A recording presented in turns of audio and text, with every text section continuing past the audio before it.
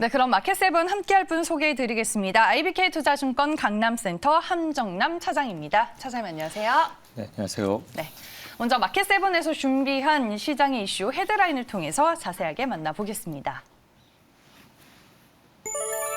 네, 원자력이 향후 이제 60년의 주력 원전이 될 것이다라는 얘기를 문재인 대통령이 했습니다. 그리고 최근에 에너지 가격의 상승세가 좀 많이 두드러졌었죠. 산업계에서는 이제 이걸 어떻게 좀 받아들이고 있는지 저희가 시장에서 업종과 섹터별로 점검해보는 시간을 가져보도록 하겠습니다. 그리고 러시아와 우크라이나의 사태가 계속 이제 진행이 되고 있는데 러시아의 스위프트 배제가 국내 증시에는 또 어떤 영향을 줄지 금융당국이 촉각을 곤두세우고 있습니다.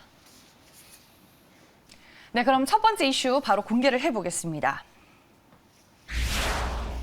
네, 에너지 전쟁이라는 표현을 써봤는데 오늘은 이제 뭐 원전과 풍력 등등 뭐 신재생 에너지 관련 주들의 얘기가 될 것 같습니다. 먼저 이제 문재인 대통령이 신한울 그리고 신고리 빠른 시간 내에 정상 가동해라 뭐 이런 얘기를 했는데 이렇게 되면은 탈원전이 지금 뭐 백지화되는 수순인 건지부터 짚어볼까요, 차장님?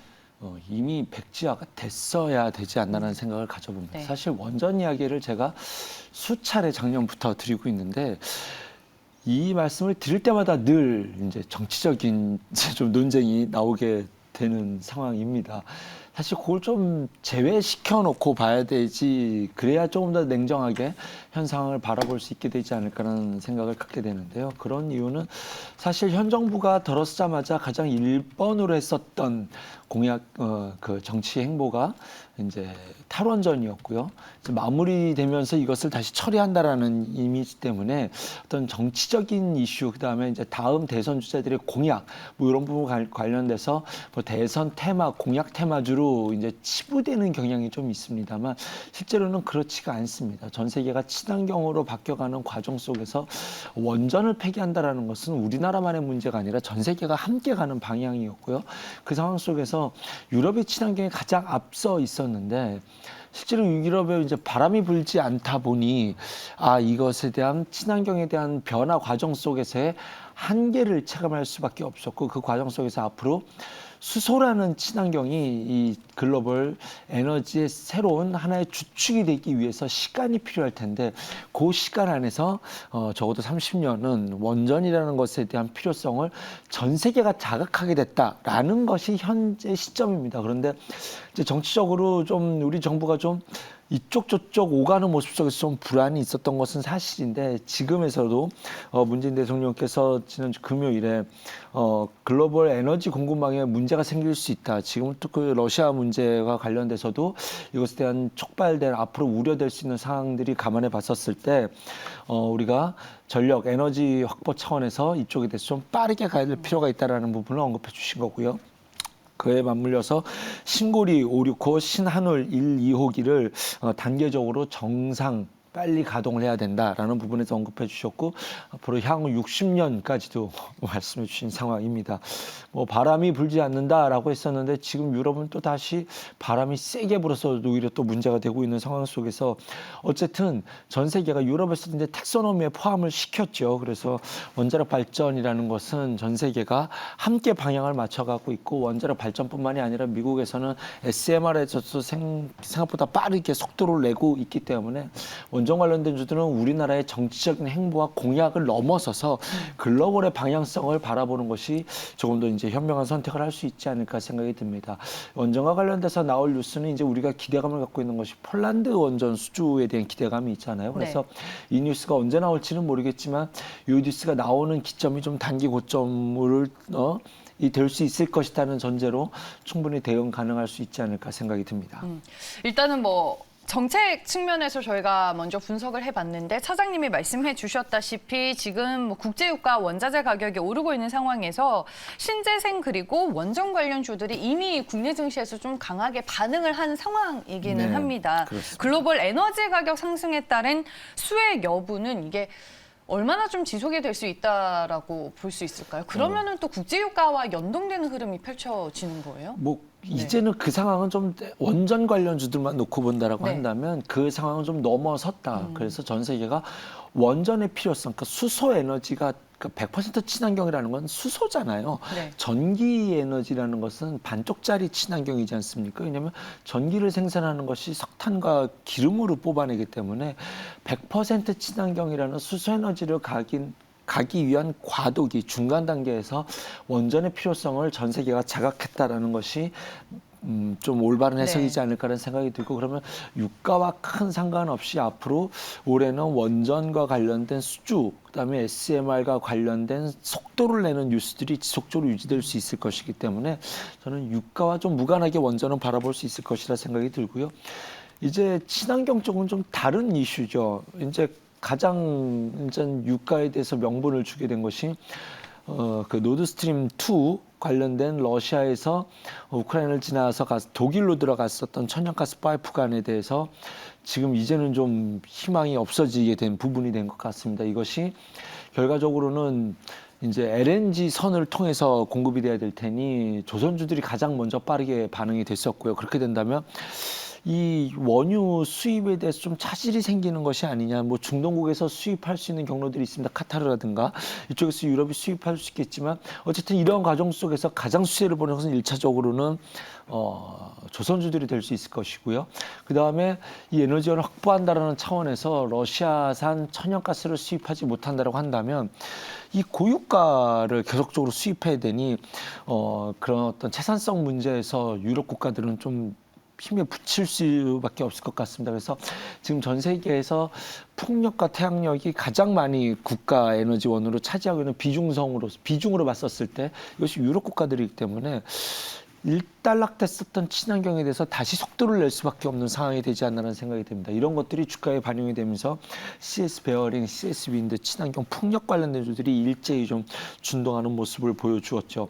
그런데 지금 스위프트 제시까지 들어왔어요. 그러면 이제 노드스트림 2는 완전히 물 건너가는 상황이 되지 않을까라는 생각이 듭니다. 그래서 이쪽과 관련돼서는 좀 풍력이 그동안 완전히 배제됐었거든요. 그리고 사실 좀 먼 얘기하고 좀 과한 해석일지는 모르겠습니다만 유가 100달러가 지속된다라고 한다면 미국 입장에서도 친환경에 대해서 멈출 이유가 없다라는 생각이 듭니다. 그래서 미국과 유럽의 좀 공통된 풍력이라는 또 태양광이라는 소재가 올해는 좀 지속적으로 화두가 될 수 있는 그런 가능성이 열려져 있다. 그래서 원전은 별개의 뉴스에 좀 호재를 보고 있고요. 유가가 90달러 이상을 유지한다. 그리고 저는 100달러 원저리도 좀 상당 기간 유지될 수 있는 가능성이 있다라고 봤었을 때는 풍력이라는 단어, 태양광이라는 단어도 지속적으로 이 유가 밸런스에서는 지속적인 화두가 될 것이다라고 보고 있습니다. 저희가 솔직히 뭐 원전 관련주, 뭐 신재생 에너지 관련주 예전에도 마켓세븐에서 또 많이 다뤘었던 업종이자 섹터고 지금 이 시점에서 이슈들이 어떻게 또 모멘텀이 될 수 있을지 재점검하고 있는 상황이잖아요. 그러면 지금 현 상황에 맞게 차장님께서는 뭐 원전이나 신재생 에너지 관련주 내에서 좀 탑픽으로 보고 계시는 종목이 뭘까요? 자, 일단은 LNG선 수주가 나올 것이다라는 걸 시장에서 받아들이고 있어요. 그래서 일단은 조선주를 탑픽으로 봐야 되겠고요. 조선주 안에서는 이제 현대미포조선을 늘 저는 한결같이 탑픽으로 말씀드리고 있습니다. 지금도 변함이 없습니다. 그다음에 이제는 친환경과 원전이 함께 포함된 종목이 있죠. 여러분이 별로 이미지는 좋지 않지만 두산중공업은 이제는 좀 새로운 그림을 그릴 수 있지 않을까라는 생각이 듭니다. 두산그룹 내에서 좀 손을 봐야 될 부분들은 이제는 좀 손을 봐왔고요. 두산중공업은 유산증자도 맞춰냈죠. 여기 안에서 사실 두산중공업이 여기까지 온 것이 탈원전이라는 키워드 때문이었거든요. 탈원전이라는 키워드 때문에 여기까지 왔습니다. 주가가 굉장히 큰 하락을 보여주었는데 여기까지 오는 과정 속에서 두산중공업이 이제 먹고 살 것이 없으니 기업의 방향을 그동안 풍력이라는 단어로 완전히 바꿔놨었거든요. 그래서 친환경 쪽으로 준비가 잘 돼 있는 기업이었는데 이번에 웬걸 원전이 다시 돼야 된다라고 해서 양쪽 날개를 고루 갖추게 된 기업으로 색깔이 변모가 되었습니다. 여기에 대해서 이제 증자까지 마무리되었으니 좀 악재라는 악재는 다 좀 털어낸 그런 상황에서 좀 주가를 바라볼 수 있지 않을까라는 생각이 듭니다. 풍력 터빈, 두산중공업이 압도적 강자고요. 그다음에 뭐 원자력 발전이라는 건 말할 수도 없고 SMR과 관련돼서도 가장 우리나라에서 그렇죠. 앞서 나가 네. 있는 기업이기 때문에 일단은 두산중공업에 대한 이미지가 안 좋다라는 부분에 대해서 우리가 이제는 극복해 나갈 필요가 있지 않을까. 이거 실권주 청약 저 한번 넣어봤었는데 한 주도 못 받았습니다. 네, 그만큼 인기가 좋았죠. 실권주는 뭐 당연히 그런 일이 그렇게 될 수밖에 없지 않나라는 생각이 듭니다. 그래서 조선주 안에서는 이제 현대미포조선 충분히 이 자리에서 볼 수 있다라는 점. 그다음에 원자력과 풍력 안에서 함께 볼 수 있는 것은 두산중공업. 이제는 좀 다시 한번 과거에 좀 광명을 되찾을 수 있는 그런 길의 기회가 열리지 않았나 생각해 봅니다. 네, 알겠습니다. 조선주 내에서 한 종목 골라주셨고 두산중공업까지 탑픽 종목으로 제시를 해주셨습니다. 다음 두 번째 이슈로 넘어가 보겠습니다. 네, 우크라이나 사태로 인해서 뭐 정유나 화학 섹터는 또 어떤 영향을 받게 될지 한번 점검을 해보겠습니다. 국제유가의 상승세가 우크라이나 이 사태로 인해서 뭐 정유 산업 기업에 미치는 영향이 궁금한데 그냥 단편적으로 봤었을 때는 단기적인 실적에는 좋을 것 같은데 이 국제유가 가격이 또 계속 올라가면은 수요가 또 둔화가 될 수 있을 것 같다라는 생각도 저는 들어서. 네. 자, 이 부분이 조금 어려워요. 어렵습니다. 그죠? 늘 네. 어렵지만 핵심은 이거예요. 자, 과거에는 정유주가 유가에 따라가는 베타가 컸어요. 이거 제가 한 석 달 전에도 한번 말씀드렸던 거 이 방송에서 똑같이 말씀드렸습니다. 유가가 올라가면요.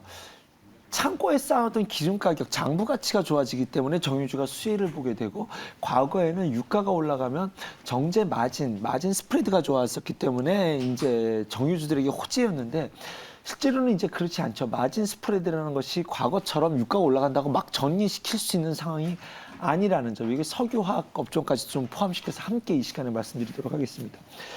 지금 유가 좋은데 왜 못 가지? 라는 부분을 말씀드리면 북밸류 올라가는 거예요. 일시적이다라고 해서 기업의 체질 자체가 좋아지는 무대에서는 퀘스천 마크가 있다라고 볼 수 있고요. 그럼 결과적으로는 지금 모든 산업이 이렇습니다. 인플레이션에 촉발됐었을 때, 유가가 올라갔었을 때 가격 정가를 시킬 수 있느냐라는 거죠. 정제 마진이 계속적으로 좋아질 수 있느냐. 지금 좋아지다가 약간 멈춘 상태인데 정제 마진이 지속적으로 좋아질 수 있느냐.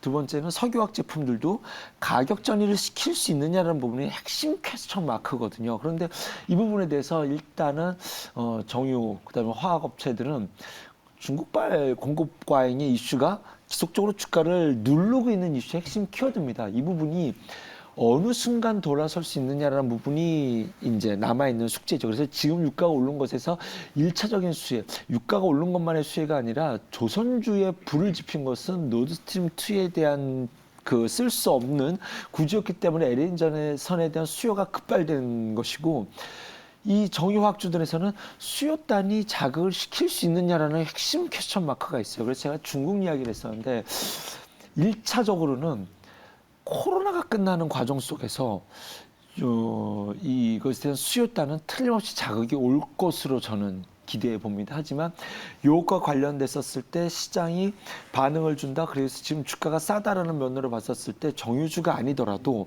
싸 보이는 주식들이 지금 워낙 많잖아요. 그래서 정유화학 쪽은 조금 지켜보자라는 투심이 좀 반영이 되고 있습니다. 주가가 싸냐 비싸냐 절대적으로 싼 자리입니다. 그런데 좋아지는 것은 보고 사지. 일단 조선주 사지, 일단 풍력 사지, 일단 반도체 사지라는 부분이 좀 반영이 되고 있는 그런 시장 분위기이지 않나 생각이 듭니다. 그러면은 좀 보수적으로 보시는 거예요? 정유화학은 좀 전략을 어떻게 잡고 계세요? 정유주가 그렇다 치더라도 화학 같은 경우에는 뭐 중국이나 미국 쪽에서 경기 부양층 정책을 하게 되면은 뭐 수요 회복 같은 거에 대해서는 모멘텀이 조금 발생할 수 있을 것 같기는 한데. 중국이 공급 과잉을 만들 때 엄폐한 짓을 해줬으면 좋겠다. 미세먼지만 빼면. 그래서 걔네 물건을 못 쓰게 하고 그러면 네. 러시아, 중국이 손잡는 모습 구도가 지금 나오지 않습니까? 그럼 걔네들 쓸 거는 걔네들끼리 하고 글로벌로 뿜어내는 수출 물량을 만약에 우리나라가 중국이 그런 것들을 막히게 되는 과정 속에서 이런 모양이 만들어진다면 제가 이 정도 설명드리면 무슨 그림인지 대부분 이해하실 거라 생각이 듭니다. 그러면 우리나라는 엄청난 이제 러시아, 중국이 손잡아가는 과정 속에서 우리나라는 대부분의 산업들이 굉장히 큰 수혜를 볼 수 있을 것이다. 그중에서 정유, 그다음에 석유화학 제품들은 큰 수혜를 볼 수 있을 것이다라는 생각이 듭니다. 그런데 그거 그림이 나올 수 있을지에 대해서는 여전히 좀 확인을 해봐야 되겠죠. 하지만 네. 그럼에도 불구하고 정유주라든가 앞으로 석유 제품에 관련된 수요단은 굉장히 큰 폭으로 늘 수밖에 없다. 그래서 지금 주가가 싸냐 비싸냐를 논한다라고 한다면 절대적으로 싼 자리는 맞다라는 부분을 좀 다시 한번 강조해드리고 싶네요. 하지만 급하게 살 자리는 아닌 상황인 것 같아요. 그래서 좀 이삭죽기 전략을 다시 한번 말씀드릴 수밖에 없을 것 같습니다. 그러면 오늘의 이슈를 총 정리를 해보면 뭐 굳이 정유 화학 쪽 하기보다는 조선주 혹은 뭐 그다음에 친환경. 이쪽 친환경 쪽이 좀 빨라 보이고요. 네. 그렇다고 이쪽이 나쁘게만 보이지 않는 것은 이제 종목별로 한번 좀 찍어본다면 네. 롯데케미칼 같은 경우는 이제 화학주들은 사실 1, 2월은 비수기예요. 거기 올림픽까지 있었기 때문에 비수기지만 3, 4, 5월에 일본이 이제 그 공장 정기 보수 기간으로 들어가거든요. 그럼 우리나라가 좀 이제 이쪽 비수기에서 조금 기회를 잡아가 볼 수 있을 것이고 3월부터는 이제 마진 스프레드가 개선된다라는 이야기가 업황이 좀 이야기가 나오고 있습니다. 그래서 업황에 대한 개선이 봄철이 되면서 좀 긍정적인 부분과 그다음에 이제 롯데케미칼은 친환경 쪽으로 좀 바뀌고 있어요. 배터리 전해액 쪽과 탄소 포집과 관련된 기업의 색깔이 2차 전지 그다음에 친환경 쪽으로 색깔이 바뀌어가고 있기 때문에 이것이 기업에 이제 어떻게 빨리 반영이 되느냐 실적에 이런 부분과 갔었을 때 지금 좀 다시 한번 색깔이 바뀌어가는 과정 속에서 조정은 충분히 줄 만큼 주었다. 금호석유도 마찬가지죠. 지금 실적 엄청나게 좋은데 폐플라스틱 이걸 활용한다고 하면서 지금 이쪽 주들이 이제 ESG가 굉장히 중요하잖아요. 그래서 기업의 색깔이 친환경으로 바뀌어가고 있다. 이것이 좀 주가의 새로운 밸류로서 반영시키는 이 과정이 좀 필요한 과도기다라고 좀 말씀을 드리면서 지금은 이삭죽기 전략 좀 말씀드리도록 하겠습니다. 네, 알겠습니다. 마켓세븐 오늘 두 가지 이슈 저희가 빠르게 짚어봤고요. 오늘 이 시간 함께한 분은 IBK 투자증권 강남센터의 함정남 차장이었습니다. 고맙습니다. 감사합니다.